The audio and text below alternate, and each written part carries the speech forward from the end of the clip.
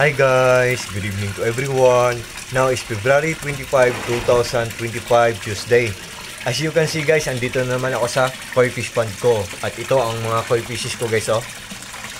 Kasi honestly guys, pag wala akong ginagawa, dito talaga ako palaging nagtatambay. Kasi ang ginaw-ginaw ng hangin dito sa portion ng bahay namin.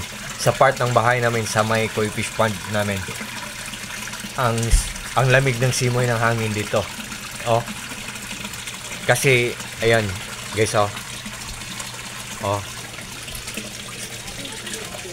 In and out kasi ang,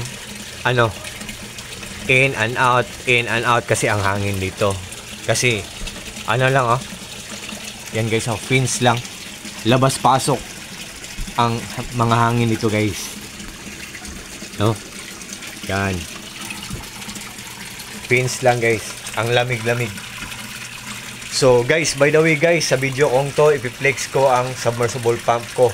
On the other term or on the other word, tinatawag din to na water pump. Ang ganda ng quality, matipid pa sa kuryente, tapos mura lang, affordable lang, at hindi kamahalan.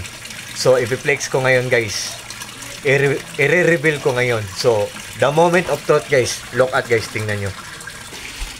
Yan. Ito ang power station ko guys. By the way guys, ito ang power station ko. 9,000 pesos plus. 9,000 pesos ang bili namin nito, 9,000 pesos plus, pero hindi ko isasabi kung ano ang brand nito. Kasi ito lang ang ipiplex ko. Kaya ko lang to sinasabi sa inyo kasi pag may power station tayo, malalaman natin kung gaano katipid kumain ng kuryente ang isang gadget or mamomonitor talaga natin. Oh, sa ngayon, for now, 87% na lang ang natira na battery ng power station natin at zero consuming, wala pang gumagamit. Yan. At sa sinasabi ko kanina na ipiplex ko, ito talaga guys, Aquaspeed submersible pump or Aquaspeed water pump. Oh, Aquaspeed ang brand guys. Ang ganda ng quality nito guys. At saka ang tipid pa sa kuryente, tapos mura lang, affordable lang, at hindi kamahalan. Oh, ito ang pond ko guys, oh. Yan. Simple lang. Yan. Yan ang filtration system ko. Pinaglass ko para magandang tingnan. Oh. Yan ang yan ang submersible pump na Aquaspeed. Yan. Yan, oh. Ito ang bantay guys, oh. Si Super Mario. Brother Mario, bantayan mo mga isda natin, ha. So, yan guys, oh. Yan ang submersible pump na Aquaspeed or Aquaspeed water pump or Aquaspeed submersible pump. Sa sobrang lakas niya guys, ang lakas-lakas kasi niya guys, sa sobrang lakas niya, ang ingay-ingay niya, at sa sobrang lakas niya, ang daming bubbles na naproproduce niya. At the same time, ang dami ding mabibreathe in na oxygen ng mga koi fishes ko. Kasi mahilig talaga ako sa mga koi fishes guys. Yan.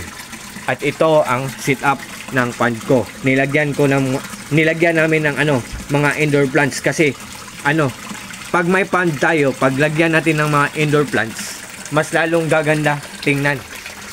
Yan. Pero DIY lang to guys, ha. DIY ko lang. Pero kung gusto nyo guys, gawin nyo din. Ano namang masama dyan, di ba? Yan guys, oh. Yan.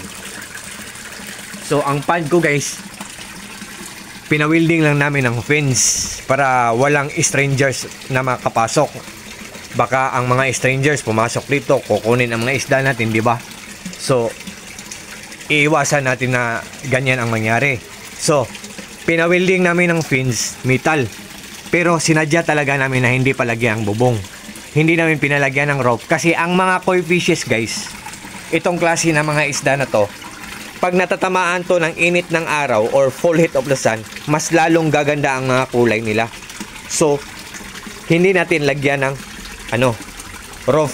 Pero i-sure talaga natin na may mga fins para hindi naman kukunin ng kapitbahay or yung mga taga-malayong lugar papasok dito tapos kukunin ang mga isda natin. So, lagyan talaga natin ng fins. Yan. At Ang filtration system ko, pinaglas ko para maganang tingnan. Pero medyo maganda din ang presyo sa pagpapagawa nito. Joke. Yan guys, oh. Yan. So, once again guys, Aquaspeed submersible pump or Aquaspeed water pump. Aquaspeed ang brand guys. Once again, Aquaspeed ang brand guys. Ang ganda ng quality, matipid pa sa kuryente, at ang mura lang.